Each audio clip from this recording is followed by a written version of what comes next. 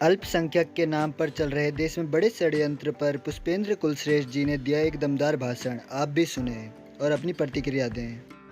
पाकिस्तानी भी जब इंग्लैंड में घूम रहा होता है तो पासपोर्ट लेके नहीं चलता है, नाम बताता है जहीर कहां से आए हो, हिंदुस्तान से। उसको मालूम है कि हिंदुस्तान कहने से इज्जत मिलेगी, पाकिस्तान कहने से अंदर कर दिए जाएंगे।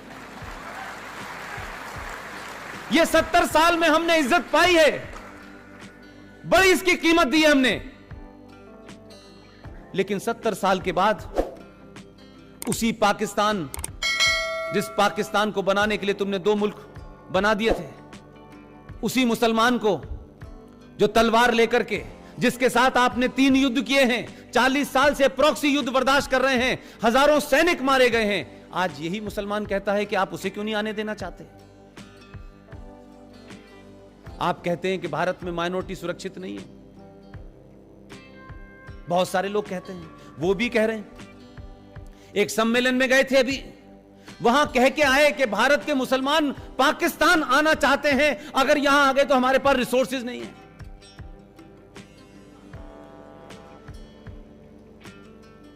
मैं तो जैसे भी हैं यहां के मुसलमान, कितने भी मुनाफिक और मक्कार हैं, लेकिन फिर भी मैं ये कहता हूं, इमरान खान और पूरा पाकिस्तान और बांग्लादेश और 57 इस्लामिक मुल्क, सऊदी अरब से लेके ईरान, इराक, जितने भी हैं, कुवैत,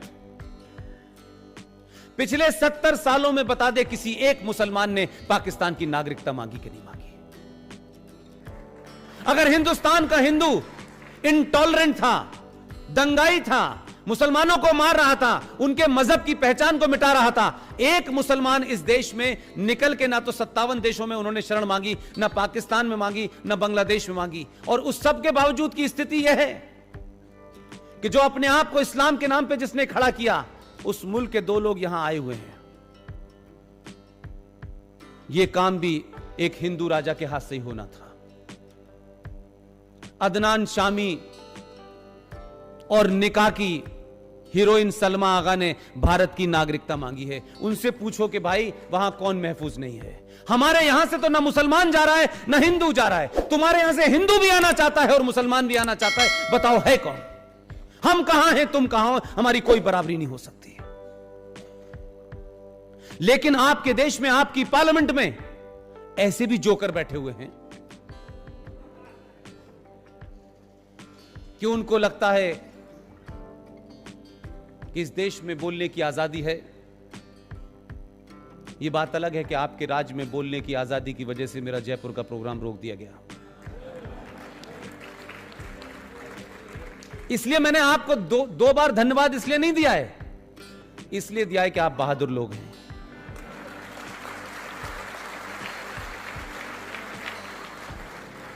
और मैं कभी सरकारों पर टिप्पणी नहीं करता, वर्तमान राजनीति पर नहीं करता। मेरे फोकस में न ये पार्टी न वो पार्टी मेरे एजेंडे का हिस्सा नहीं है। मैं जब तक बोल रहा हूं, जब तक मेरी आवाज में जान है, मेरे केंद्र में राष्ट्र है, उसके अलावा कुछ भी नहीं है।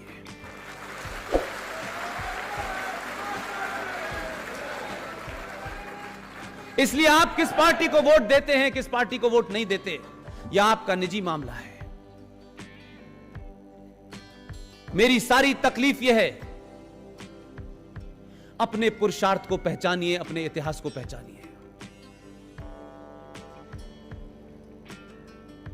पीडीपी का एमपी फैयाज नाम का, लोकसभा में जब बहस चल रही थी तो उसने कहा कि देखिए साहब, ये क्या तरीका है, 370 हमसे ले ली जैसे उनके पिताजी की थी। देखिए, निकाह हलाला की दुकान हमारी बंद हो गई और राम मंदिर पे फैसला भी ऐसा दे दिया जैसे कोर्ट हमारी है। आखिर में बात करते करते मेरा बड़ा दिल था, काश मेरी हैसियत ऐसी होती कि मैं उसको वहीं एक्सपोज करता। लेकिन मैंने कहा वहां नहीं जा सकता तो यहां तो कर ही सकता। आप सोचिए थोड़ी देर के लिए, जम्मू कश्मीर राज्य जब बना तो भारत के प्रधानमंत्री की क्या मजबूरियां थी मैं नहीं जानता। कुछ मजबूरियां होती हैं जो सार्वजनिक नहीं की जा सकती। उन्होंने किन मजबूरियों के चलते 370 दिया? 370 में सिर्फ इतना ही था कि भारत की सुप्रीम कोर्ट और भारत की संसद की लिमिटेड पावर थी। यहां तक भी ठीक था, इस पे भी कोई बड़ी शिकायत नहीं थी।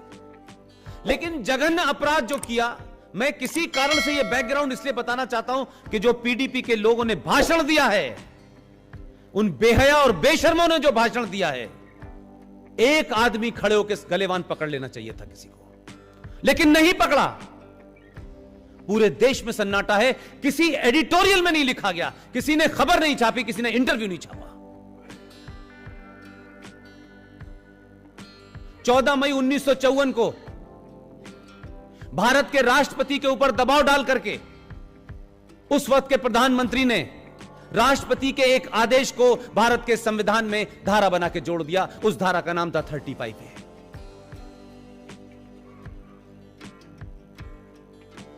उस 35A जो स्पेसिफिकली जम्मू कश्मीर के लिए बनी थी। मैं इसलिए बार बार कह रहा हूं कि आप सोए नहीं थे, बल्कि आपको सुला दिया गया था। आपकी गिनती देख के मुझे लगता है कि आप जागने की पूरी कोशिश में हैं। आप जाग रहे हैं, इसीलिए लोगों को चिंता हो रही है। लोग चाहते थे कि आप सोते रहें। वो जो 1954 में डॉक्टर राजेंद्र प्रसाद से जो आदेश दिलवाया गया, उसको जब आपने भारत के संविधान में जोड़ा, उसे आपने आर्टिकल 35A का नाम दिया। उस पे चर्चा कभी नहीं हुई भारत के संसद के अंदर, रखा तक नहीं गया। इसी को हमारी टीम ने चैलेंज किया था सुप्रीम कोर्ट में। लेकिन इशू क्या है? 370 से ज्यादा बड़ा खतरा और ज्यादा खतरनाक, और मैं ये कह सकता हूं कि जम्मू कश्मीर में पिछले 70 सालों में जो अलगाव, जो आतंक जो फैला है, उसकी जड़ में 35A थी। यह धारा नहीं हटी है, यह जम्मू कश्मीर में आतंक को समाप्त करने का सिलसिला शुरू हुआ है। मैं बताता हूं आपको, आपने भारत के संविधान में 14 मई 1954 को जोड़ा, लेकिन मजबूरी देखिए।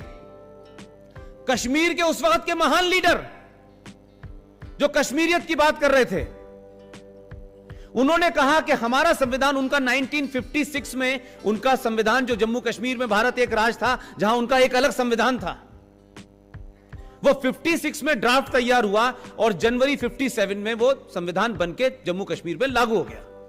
क्या कभी आपने देखा था, सुना था कि जम्मू कश्मीर का अलग संविधान है? कभी सोचा था, कभी पढ़ा था, कहीं किसी किताब में, कहीं रेफरेंस में आया था, कहीं किसी लॉ के स्टूडेंट को बताया गया था? कभी भारत की संसद के बाहर, कभी जुडिशरी के अंदर कहीं चर्चा हुई थी कि एक संविधान इस देश में है? यह पहला दुनिया का एक देश है जिसके आजाद होने के बाद उनका संविधान भी अलग था, उनका प्रधानमंत्री था, उनकी विधानसभा का टर्म भी 6 साल था, वहां सदर रियासत भी था, वहां भारत का संविधान और आईपीसी लागू नहीं होती थी, लेकिन फिर भी देश चल रहा था। यह सब आप दे चुके थे।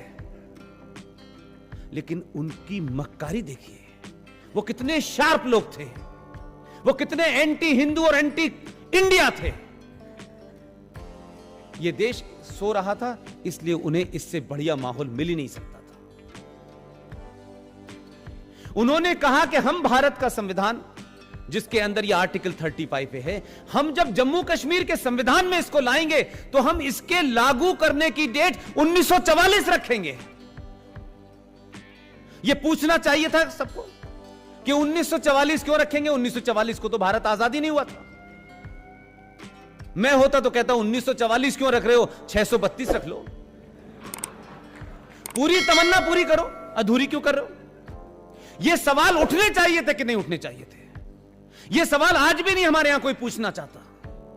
तो जो हमारी आज स्थिति है, अगर उसकी जड़ को नहीं पहचानेंगे तो फिर आप सही तरीके से दवा नहीं कर पाएंगे। और अफसोस है कि आप तो चाणक्य के देश के लोग हैं। वो तो समस्या को पता करता था, और सारे काम छोड़ देता था कि गोखरू का कांटा चुभ गया। उसने कांटा निकाल के फेंका नहीं, दे के जेब में रख लिया उसने, और गया ही नहीं। पूरा दिन का उसने काम ही मुलतवी कर दिया, वापस लौटा और ये देखता रहा कि ये गोखरू का कांटा कहां से निकला होगा। 2-2, 3-3 मीटर की दूरी पर उसने देखा कि एक कांटे का पेड़ है, उसमें बहुत सारे गोखरू लगे हुए हैं। उस पे निशान लगा के वापस घर चला गया। दूसरे दिन सुबह आया, बाल्टी भर के मट्ठा लाया और उसकी जड़ में डाल दिया। यह देश चाणक्य का देश है, जो जड़ में मट्ठा डाल के समाप्त कर देता है पूरी पूरी उसको समस्या को। ऐसा देश पत्तों पे पानी लगा रहा है। चाणक्य के देश में बीमारियों को पलने दिया गया। चाणक्य के देश में जड़ से किसी समस्या को समाप्त न करें, क्योंकि उसे समाप्त करने में थोड़ा सा बिखराव होगा और हमारी सत्ता जा सकती है। इसलिए इस देश में हुआ क्या? नमस्कार दोस्तों, आपका हमारे चैनल में स्वागत है। राम जन्मभूमि के सबूत खोद निकालने वाले बीबी लाल का निधन, केस में अहम थी उनकी स्टडी। भारतीय पुरातत्व सर्वेक्षण के पूर्व महानिदेशक पद्मश्री विभूषण प्रोफेसर बीबी लाल का शनिवार को निधन हो गया। उनका पूरा नाम ब्रजबासी लाल और उम्र 101 साल की थी। प्रधानमंत्री नरेंद्र मोदी ने उनके निधन पर दुख जताते हुए श्रद्धांजलि दी है। बीबी लाल को भारत का सबसे वरिष्ठ आर्कियोलॉजिस्ट माना जाता था। वह 100 साल की उम्र में भी आर्कियोलॉजी से जुड़े शोधों में और इसके लेखन में सक्रिय थे। बीबी लाल का जन्म झांसी जिला के बेडोरा गांव में 2 मई 1921 को हुआ था। उन्होंने भारतीय उन्नत अध्ययन संस्था शिमला के निदेशक के रूप में सेवा शुरू की। बीबी लाल को साल 2000 में पद्म भूषण के सम्मान से नवाजा गया था। इसके बाद 2021 में पद्म विभूषण का भी सम्मान दिया गया था।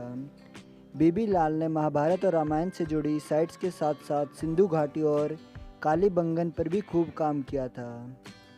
उनके काम से जुड़ी तमाम किताबें और सैकड़ों रिसर्च पेपर प्रकाशित हो चुके हैं। बीबी लाल 1968 से 1972 तक भारतीय पुरातत्व सर्वेक्षण विभाग के डायरेक्टर भी रहे। इसके अलावा वह यूनेस्को की विभिन्न समितियों में भी शामिल रहे थे। साल 1944 में सर मॉर्टिमर व्हीलर ने उन्हें तक्षशिला में ट्रेनिंग दी थी। बीबी लाल के निधन पर दुख जताते हुए प्रधानमंत्री नरेंद्र मोदी ने ट्वीट किया। इसमें उन्होंने लिखा कि श्री बीबी लाल एक बेहतरीन शख्सियत थे। कल्चर और आर्कियोलॉजी के क्षेत्र में उनकी योगदान अतुलनीय है। उन्हें एक ऐसे बौद्धिक व्यक्तित्व के रूप में याद किया जाएगा जिनका हमारे समृद्ध अतीत से गहरा नाता था। पीएम ने लिखा कि उनके निधन से गहरे सदमे में हूँ।